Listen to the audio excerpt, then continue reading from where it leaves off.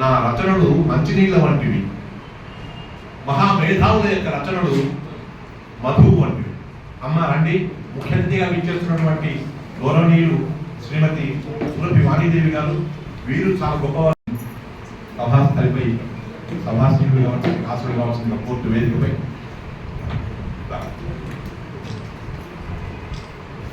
ఇంతసేపు నేను మాట్లాడుతుంది ఎందుకు అని చెప్పంటే, మా ముఖ్య అతిథి అమ్మవారు గౌరవనీయులు సురభి వాణీదేవి రావాలని చెప్పి ఇంతసేపు మాట్లాడారు. మీకు అనిపిస్తుండొచ్చు మీరు చాలా దాని చెప్పని, చాలా ఇది అవసరం. ఈనాటి ముఖ్య అతిథి శ్రీమతి సురభి వాణీదేవి గారి చేతులు ఇచ్చారు.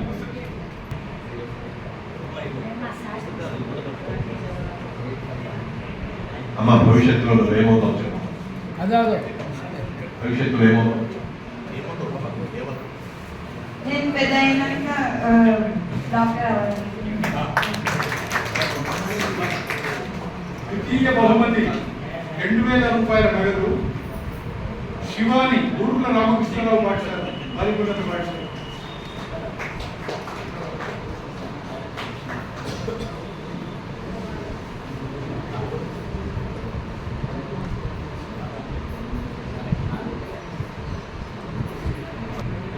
అమ్మ నువ్వు భవిష్యత్తులో ఏమవుతావో కూడా చెప్పాలి ఇక్కడ.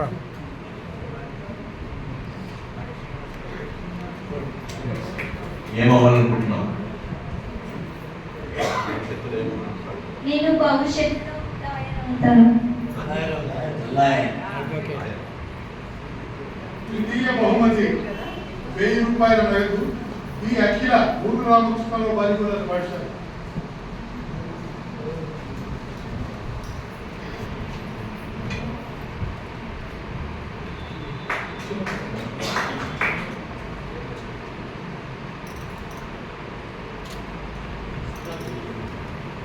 భవిష్యత్తులో అమ్మాయి నువ్వేం కావాలనుకుంటున్నావు చెప్పు, మేమందరం వింటాం. Thank you.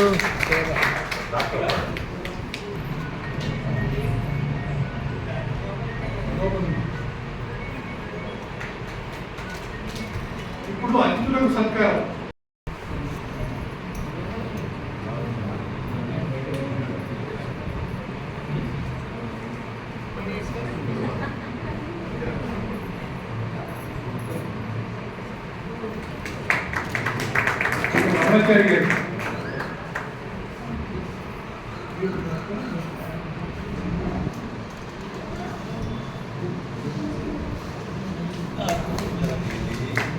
చంద్రప్రకాష్ రావు గారి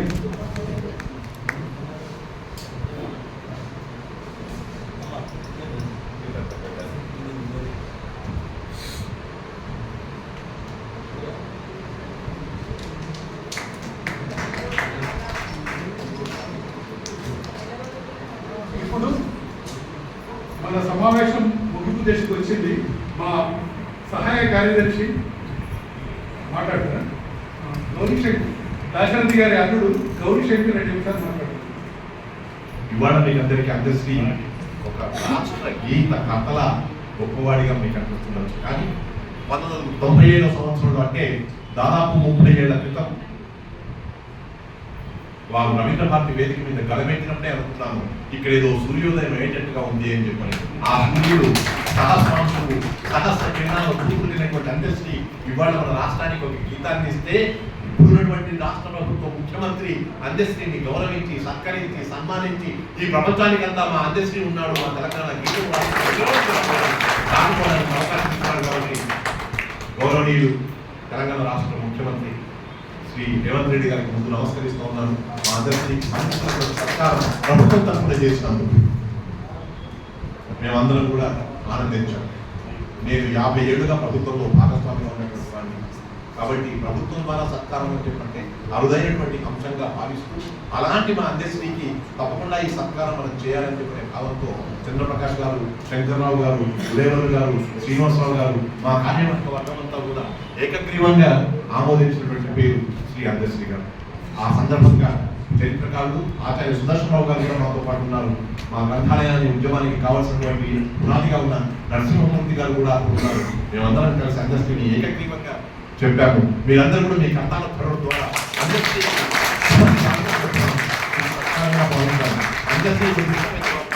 గణం విప్పిన తర్వాత మీకు అనిపిస్తుంది దాశరథి గారి యొక్క సాహిత్య పురస్కారం వీరికి ఎందుకు అందిందాలి. ఆనాడు ఆయన గలమెత్తి నా తెలంగాణ కోటి రత్నాల వీళ్ళన్నట్టుగా ఈనాడు గలం విప్పి జయ హే తెలంగాణ అని చెప్పినటువంటి జననీ జయ కేతనం అని చెప్పి గలమెత్తినటువంటి ఈ మహానుభావుడికి సత్కారం జరుగుతుందంటే శ్రీకృష్ణదేవరాయ పాటలు వాళ్ళు చేసిన పని ఎంత గొప్పదో మనందరం కూడా గమనిస్తాం.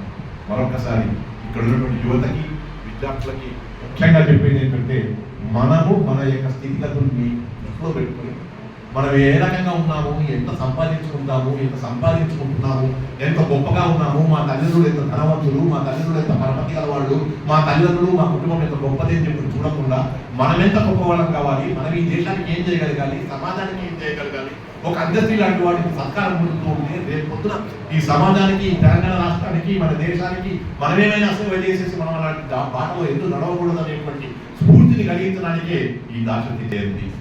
అందుకనే మీరందరూ ఇక్కడికి వచ్చినాం, చాలా సంతోషంగా ఉంది. పెద్దలు కూడా చాలా మంది వచ్చారు.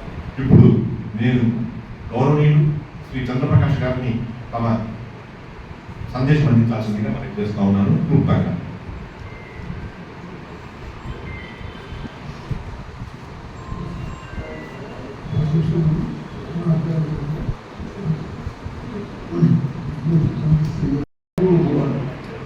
అది మానుకుంటారు, వాటి మానుకుంటారు. దాని తర్వాత నేను 2 సెప్టెంబర్ 1947 రామాంజకృష్ణ గారి కాలు మీద విద్యార్థులు సత్యాగ్రహాలు ఇచ్చి నేను 4వ తారీఖు నేను అరెస్ట్ అయినా. అదే సెప్టెంబర్లో దాశరథి గారు కూడా అరెస్ట్ అయ్యారు. జైల్లో మహానుభావులు ఆలోచి దాశరథి, దాని తర్వాత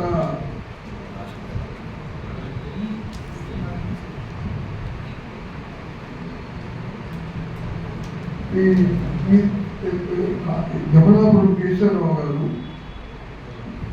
హీరాలాల్ మోరియా, వీరందరూ పెద్ద పెద్ద మహానుభావులు ఆ జైల్లో సత్యాగ్రహం చేసి అప్పటి వరకే అరెస్ట్ అయ్యి ఉన్నారు.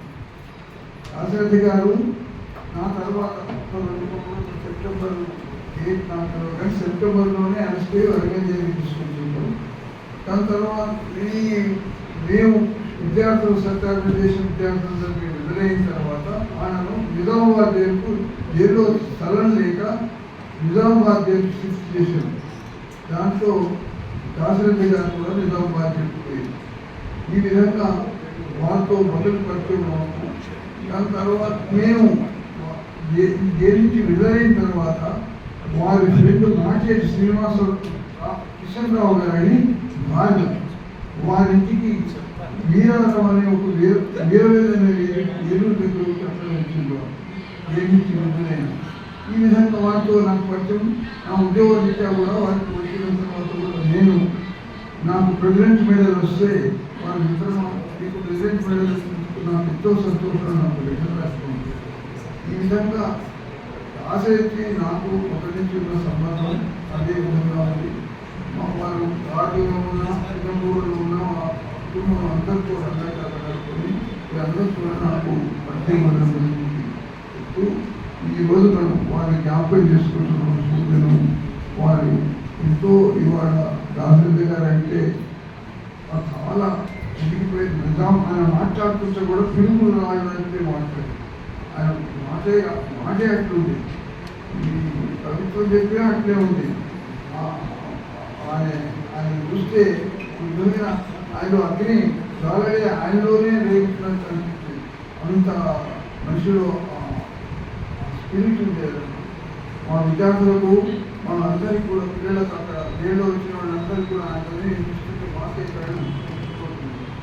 ఈ విధంగా నాకైనా 6 సంవత్సరాలు పెట్టారు. నేను నాకు 90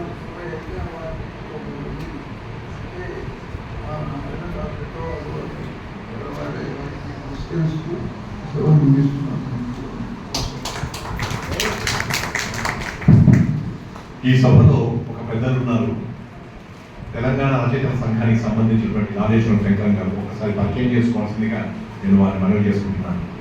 ఎంత సింపుల్గా ఉంటామో, ఎంత నిజానికి ఆయన కవి అనడం కంటే వాగ్గేయకారుడు అంటేనే న్యాయం. ప్రజల జీవన వేదంగా భావించే అందశ్రీ గాంధీజీ ప్రవచించిన అహింసని పరమధర్మంగా భావించి తెలంగాణ ఉద్యమంలో పాల్గొన్నారు. అంతకు ముందే ఆయన ప్రగతిశీల ఉద్యమాల ప్రభావంతో వందలాది గేయాలు రాశారు. అయితే తెలంగాణ అస్తిత్వాన్ని, సంస్కృతిని, ఆత్మగౌరవాన్ని చాటుతూ ఆయన వ్రాసిన గేయాల్లో ఎంతో వాస్తవికత ఉంది, ఎంతో జీవితం ఉంది, అనుభవం ఉంది, మదన ఉంది, సృజన ఉంది, గుండెను తాకే ఆ ఇది ఉంది.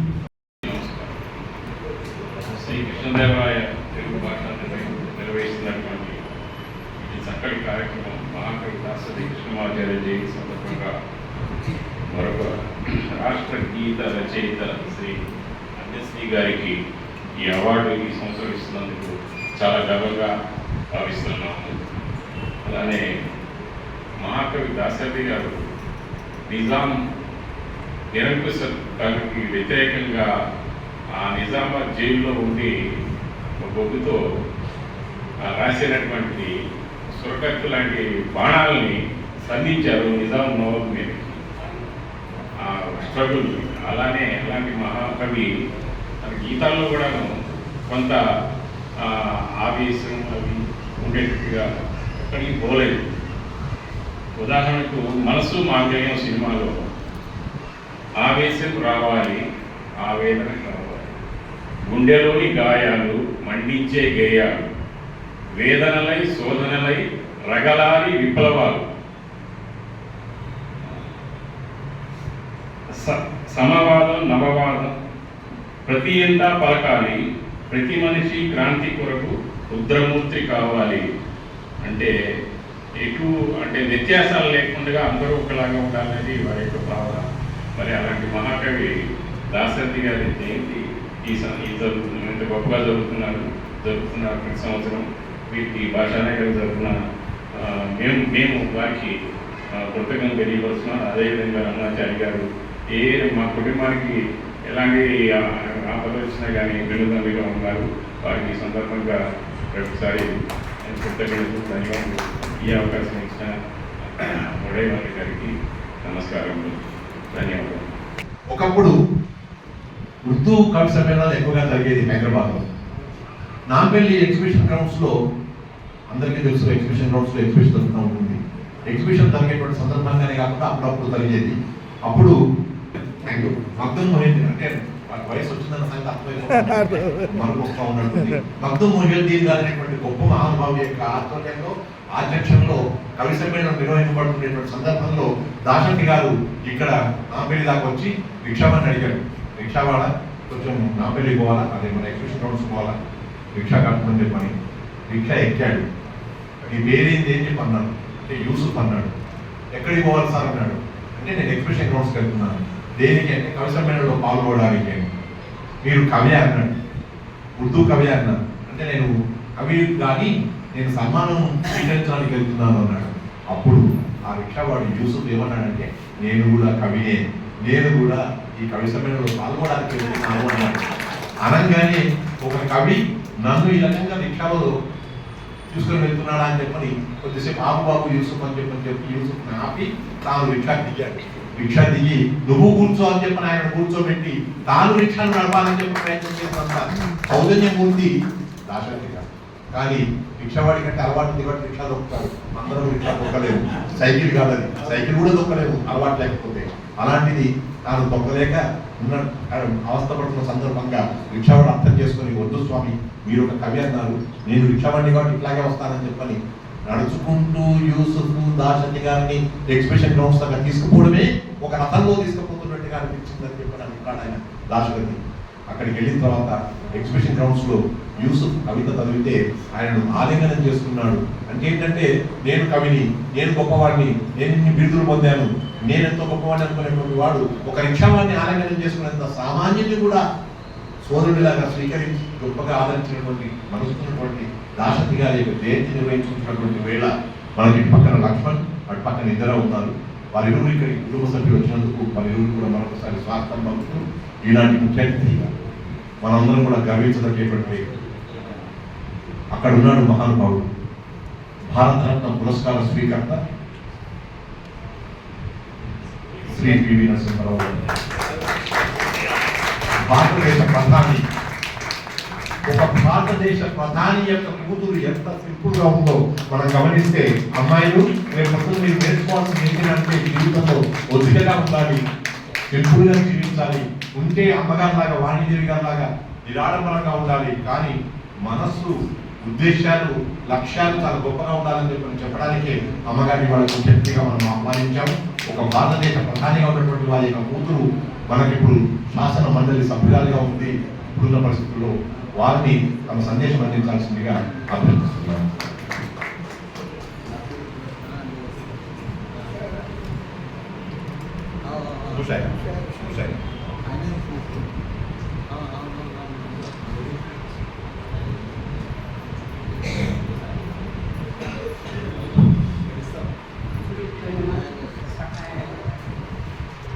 వేదిక నిర్మించిన పెద్దలు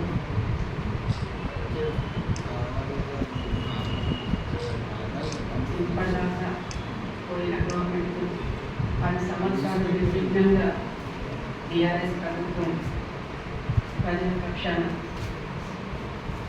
పనిచేసిన దానికి క్రెడిట్ అయితే సలహాదారుగా రమణాచార్య గారు, వారు ఇక్కడ సభాధ్యక్షులు, అలాగే శ్రీకృష్ణదేవరాయ అధ్యక్షులుగా, అలాగే తెలంగాణ శక్తి గారు తెలంగాణలో అంటే మనం చేసుకున్న అదృష్టంగా మనం ఆలోచించాం. తెలంగాణ కోటి రతనాల విన మా టీఆర్ఎస్ అధినేత గారు కేసీఆర్ గారికి చాలా ఇష్టమైన వర్డ్, మా అందరికీ మనందరికీ కూడా చాలా ఇష్టమైన తెలుసుకున్నట్టు దాశక్తి గారి పద్యంలోని పాఠంది. తెలంగాణ కోటి రతనాల విన అన్నట్టు అప్పటిదాకా ఎవరు అటువంటి ప్రయోగం చేయలేదు. చాలా అందమైన మాట అన్నమాట.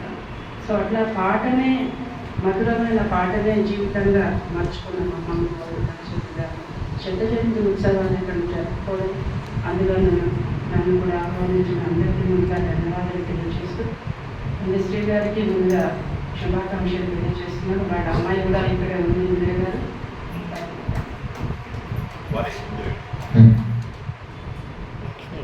అమ్మాయి గారు కూడా ఇక్కడే ఉన్నారు. నిజంగా అప్పుడు నేను స్వామి రామానంద తీర్థ గారిని కూడా దర్శించుకోవడం జరిగింది. మా నాయనగారు వంటి తెలుగువైన స్వామి రామానంద తీర్థ, ఆయన గురించి చిన్న జీవిత చరిత్ర గురించి చిన్న పుస్తకం కూడా రాస్తున్నప్పుడు అనేక గ్రంథాలు అంటే నాకున్న మరి రెఫరెన్సెస్ కావాలి చాలా. అలాంటి సందర్భంలో ఒక మాట చాలా బాగుంది, మీ అందరితో కూడా పంచుకోవాలండి. ఎంత అసలు ఒక జైలు జీవితం అనేది ఎంత భయంకరంగా ఉంటుంది. అప్పుడు నిజాం కాలంలో అంటే సార్ ఊహించుకుంటేనే మనకు ఒళ్ళు జరగలించుకుంటుంది. ఒక 6x7 స్క్వేర్ యార్డ్స్ ఇంత చిన్న సెల్లో 24 గంటలు వాడు మగ్గిపోయినాడు.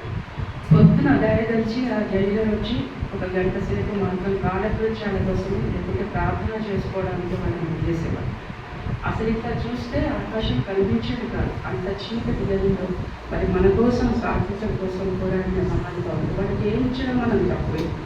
అయితే అలాంటి కుటుంబాలు మన స్వతంత్రం వచ్చిన తర్వాత అలాంటి గొప్ప త్యాగదనులు మరి వాళ్ళ గొప్ప వెలిగించాడు. మనకి చీకటి గదిలో వాళ్ళు ఉండి మనకు పెద్ద వెలుగుని ప్రసాదించినాడు కూడా. ఆ దీపం కింద చీకటి మాత్రం అట్లాగే ఉంటుంది అంటే అది అతిశయోక్తి కాదు. అలాంటి జీవితాలు, అలాంటి కుటుంబాలు. మొట్టమొదటి ఎఫెక్టెడ్ పార్టీస్ ఎవరు అని అంటే ఫ్యామిలీ. వాళ్ళు రోజంతా మరి బయటనే అనేక ఉద్యమాల్లో పాల్గొన్నప్పుడు భాగస్వాములకు, జీవిత భాగస్వాములు కావచ్చు, కన్న పిల్లలకు కానీ కొంత త్యాగం చేయాల్సి వస్తుంది. ఆ త్యాగం ఎక్కడి దాకా ఉంటుందంటే మనం చూడొచ్చు వాళ్ళ కుటుంబాలని. సో అందరూ ఉన్నతులు కాలేరు, అందరూ వాళ్ళ తల్లిదండ్రులు ఒక గొప్పవాళ్ళు కాలేకపోవచ్చు, కానీ వాళ్ళు తప్పకుండా ఆ మహానుభావులను స్మరించుకోవాలి, మనం జ్ఞాపకం పెట్టుకోవాలి. మనకు అందరికీ స్ఫూర్తిదాయకం. అలాంటి గొప్ప వ్యక్తి మన తెలంగాణ బిడ్డ అంటే మనం అందరం గర్వించదగ్గ విషయం. మరొకసారి కార్యకర్తలకు అందరికీ కూడా కృతజ్ఞతలు తెలియజేసుకుంటూ చేసిన వాళ్ళకి మరోసారి సభ నమస్కారం తెలియజేస్తూ thank you so much.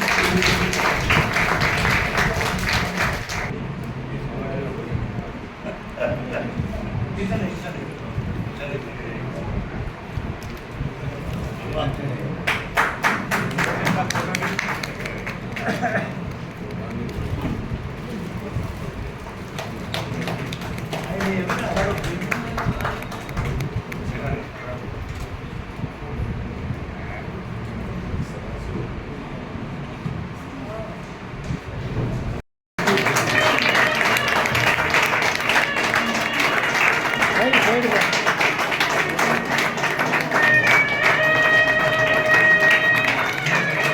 1 second sir Udayavardhan గారు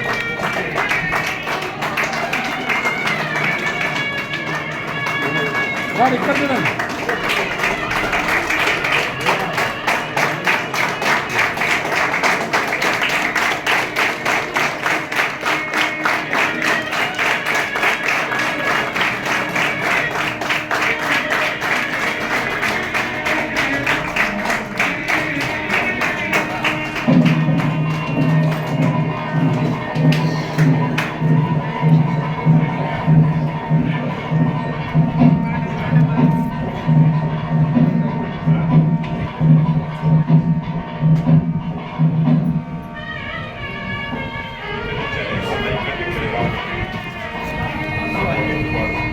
ఇప్పుడు అందరికీ తమ స్పందన తెలుపుతారు. కృష్ణదేవరాయ తెలుగు భాషానిధి సుల్తాన బజార్ హైదరాబాద్. ఈ మహాక్షేత్రములో మహాకవి దాశరథి 99వ జన్మదినాన్ని పురస్కరించుకుని దాశరథి అవార్డు నాకు ఇవ్వడం అనేది నేను ఒకంతకు మాత్రం బరువుగానే ఏమవుతుంది లేదు, బరువుగానే కొద్దిగా బరువు కూడా అవుతుంది నాకు. ఎందుకంటే ఇప్పుడు చాలా మంది కవులు ఉంటారు. పివి గారు రాసిన ఒక్క కథ చదివితే మనకు సాయుధ తెలంగాణ పోరాటం అంతా భూగంధంలో చూపెడతాడు. ఆ రీతిగా మా గొల్లరామవ్వ నేపథ్యంగా నా జన్మలో ఆవ జ్ఞాపకాలు ఉన్నాయి. అందుకోసం మిమ్మల్ని అక్క అంటున్నారు గౌరవంగా. ఇక్కడ అమ్మలకు అక్కలకి ఇక్కడ మా పెద్ద గౌరవాలు, గొప్ప గౌరవం కదా అక్క అంటే. మరొక్కనే అక్కన వాళ్ళని అందరు ఎవరు పడితే వాళ్ళని అక్కనను. నేను అక్క అంటే ఇరుముడి కడతా వాళ్ళని. మిమ్మల్ని కూడా ఇలా ఇరుముడి కట్టుకున్నాను. ఎంతటి అదృష్టాన్ని అక్క, నీకు కూడా శరణాగతి శరణాగతి. ఆ మహాకవి అన్న నీకు కూడా శరణాగతి శరణాగతి. అందరూ ఆసీనులైన వాళ్లకు పెద్ద అయినా నువ్వు సెంచరీ కొడుతుంది. నీ ముఖములు ఎక్కడ ఉండదు నాకు నిండు పౌర్ణమి నాటి చంద్రుల్లా ఉన్నారు మీరు. ఎక్కడ ఉన్నా మీలో వయస్సు అనే రంగేపోలే. అంటే ఇది నేచర్ నేర్పిన ఒక మాట ఉంది నాకు, కాబట్టి చెప్పగలిగిన దాన్ని. ఇంతటి అదృష్టాన్ని ఇవాళ నాకు కలుగజేసి ఆ మహాకవి పేరు మీద ఈ సత్కారాన్ని నాకు చేసినందుకు మనస వాచ కర్మన మీ హృదయాలకు, మీ వాత్సల్యానికి, మీ అభిమానానికి, మీ ప్రేమకు, నా అమ్మ రూపేణ నన్ను కదిపిన ప్రతి ఇక్కడ వీళ్ళందరూ కూడా మీకు కూడా, మీరు లేకపోతే ఈ వేదికకంతా ఔన్నత్యం ఉండదు కదా, ఆ నిండుదనం కూడా రాదు కదా. ఇక్కడ కూర్చున్న వాళ్ళకు, ఇక్కడ కూర్చున్న వాళ్ళకు ఒకే రీతిగా ఈ అదృష్టాన్ని కలుగజేసిన ఈ మట్టికి శరణాగతి చెప్తున్న అమ్మలను గన్నయ్యమ్మ, ముగ్గురమ్మల మూల కుటుంబం చాలా పెద్దమ్మ. మా అమ్మ కూడా శరణాగతి శరణాగతి శరణాగతి. శరణ్ ఒక పాట పాడు సార్, ఒక పాట. ఎందుకు పాడద్దు అంటే పాడను అని చెప్పిన మీకు వినబడతలేదు. పాట ఇప్పుడు ఉదయాలు చెప్పి నేను కవి కంటే వాగ్గేయకారుడని, దాన్ని నేను అంగీకరించను. నాకు కవిత్వమే కావాలి, నా జీవితం కవిత్వమే. వాగ్గేయకారుని కాదు, నేను కవిని మాత్రమే. నేను దానికి పెద్దపీట ఇస్తాను.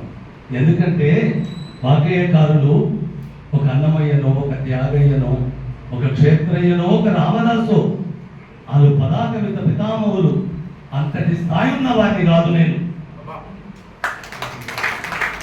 అలాంటి స్థాయికి వచ్చినాడు. నేను ఇక్కడ కవిని, గాయకుని కాదు. నా కవిత గానం చేసుకుంటానే తప్ప మాయమైపోతున్నాడమ్మా మనిషి అన్నవాడు అని ముందు మనిషి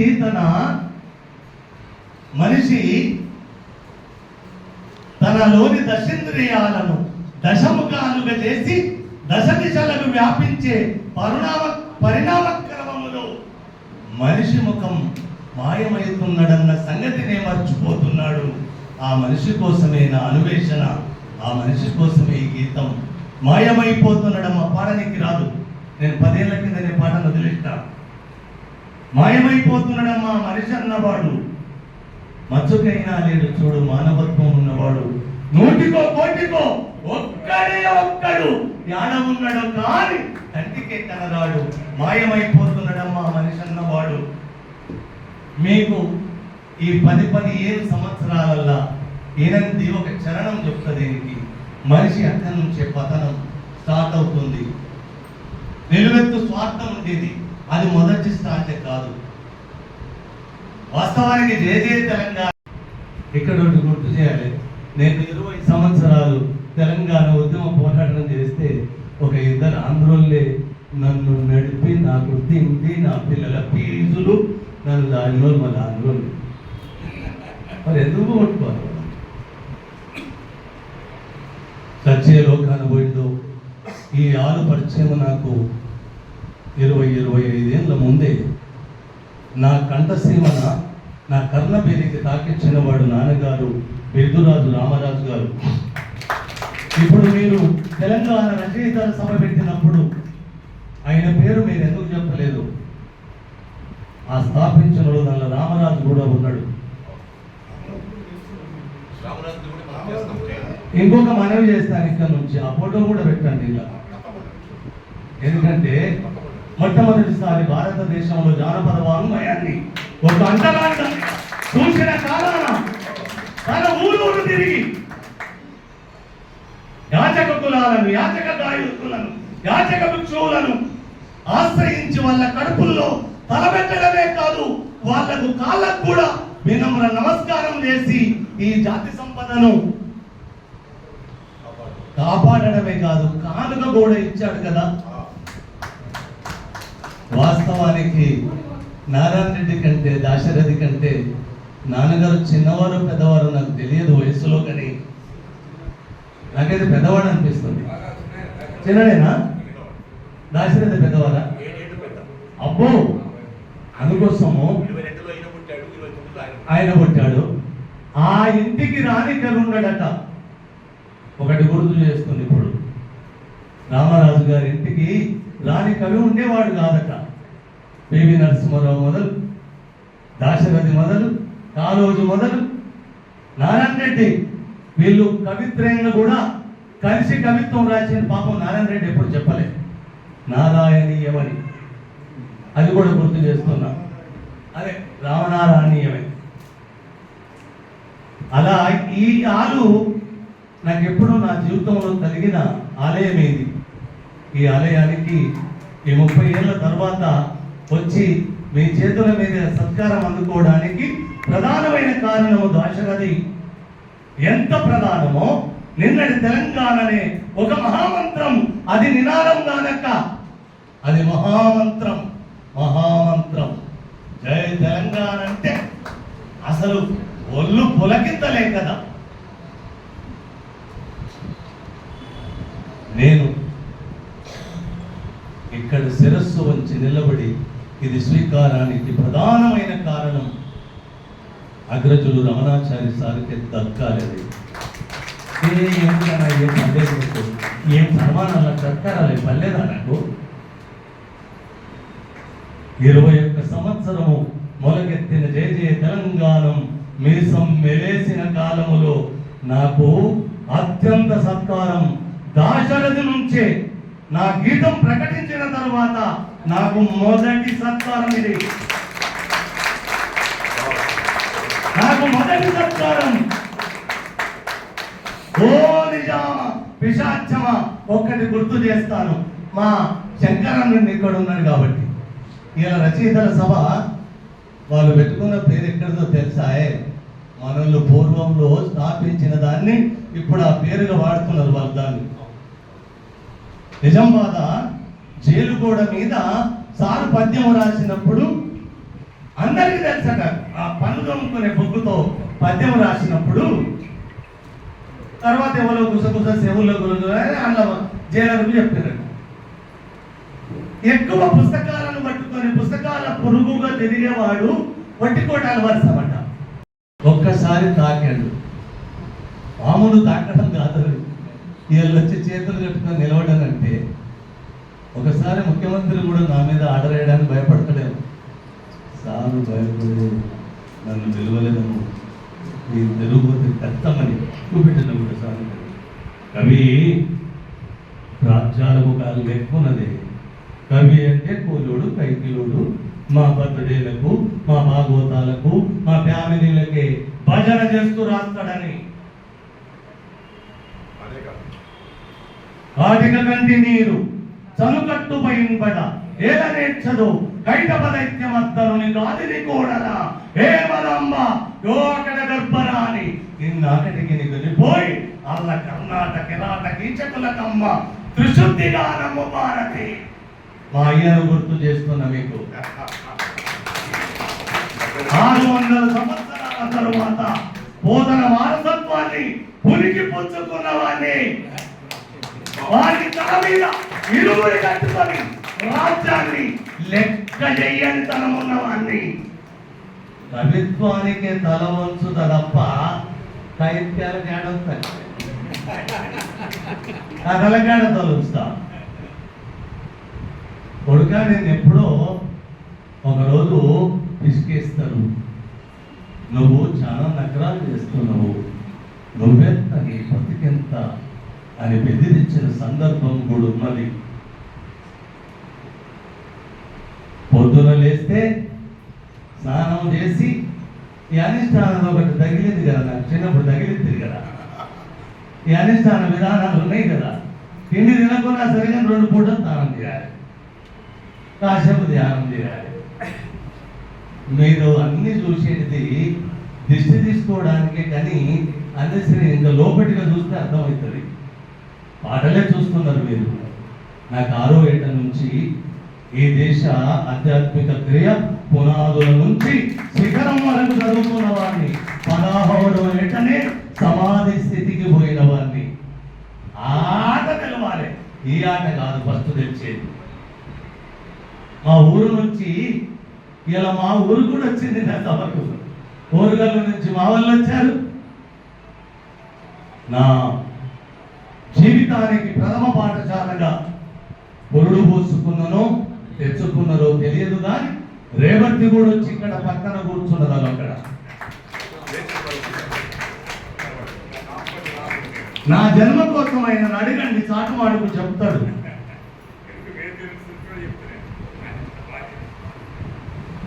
అంటే ఇక్కడ ఏ కులం, ఏ మతం, ఏ వర్గం అవన్నీ కన్నోళ్ళు ఎవరో తెలియదు, నా అన్నల్లో ఎవరో తెలియదు. నా బాల్యము తల్లి తెచ్చిన కుక్క పిల్ల. నా బాల్యము కుందేళ్లను అంటే కుందేళ్లు తరుముతున్న కుక్కలు తరుముతున్న కుందేలు జీవితం నాది. మురుగాలు చుట్టుముట్టిన జింక పిల్ల నా జర్నీ. అక్కడి నుంచి ఇలా వస్తాడని ఎవరನ್ನು ఇస్తారా? అందుకోసం నాకు బెదిరింపులు ఉన్నాయి అన్నప్పుడు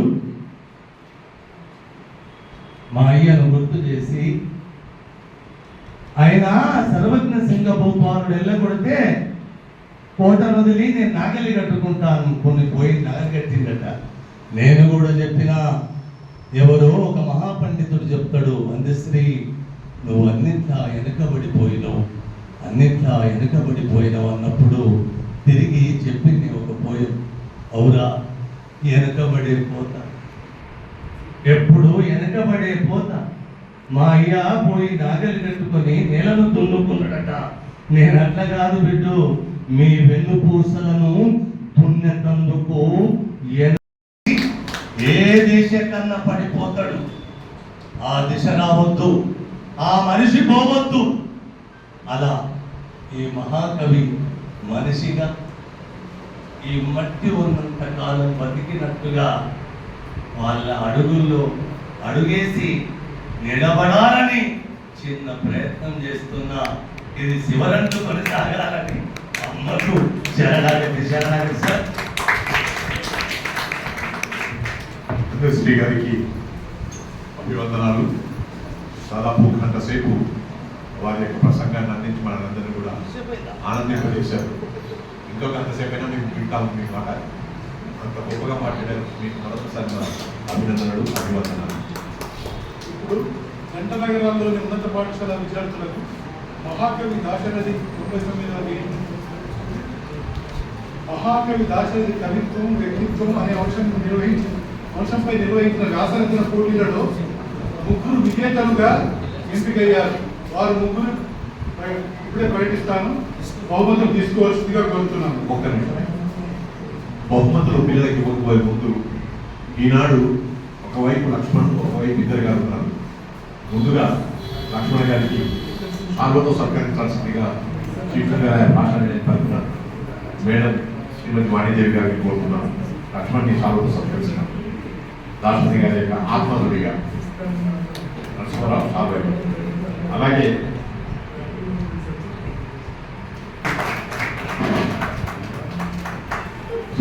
సుఖంగా ఉండాలనేటువంటి ఆశయంతో వారికి సత్కారం. తర్వాత శ్రీమతి ఇందిరా గౌరీశంకర్ గారు ఇక్కడ ఉన్నారు, రాష్ట్రపతి గారి కూతురు. నిజానికి ఇవాళ వారు రావడం మనందరం చేసుకున్న అదృష్టం. ఎందుకంటే అమ్మాయి ఆరోగ్యవంతంగా బాగాలేకుండా నాన్నగారిని తలుచుకుంటున్నటువంటి వేళ నేను సైతం మీతో ఉంటాను, మీకు చెప్పడం.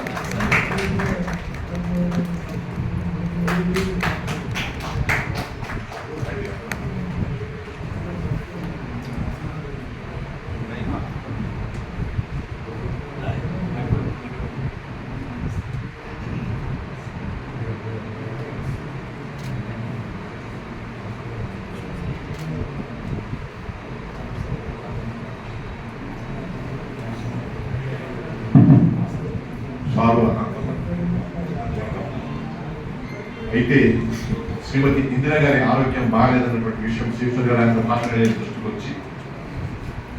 వచ్చి శ్రీకృష్ణదేవరాయంద్ర భాషాదేవి తరఫున శ్రీమతి ఇందిరా గారికి 70,000 రూపాయలని ఇవ్వాలని చెప్పనేటువంటి ఉద్దేశంతో శ్రీకృష్ణదేవరాయంద్ర భాష తీసుకున్న నిర్ణయానికి మీ అందరి ఆమోదం ఉంటుందని చెప్పని ముందుగా శ్రీమతి వాణిదేవి గారిని తమ వంతు 25,000 రూపాయలని శ్రీమతి ఇందిరా గారికి అందించాల్సిందిగా నేను మనవి చేస్తా ఉన్నాను.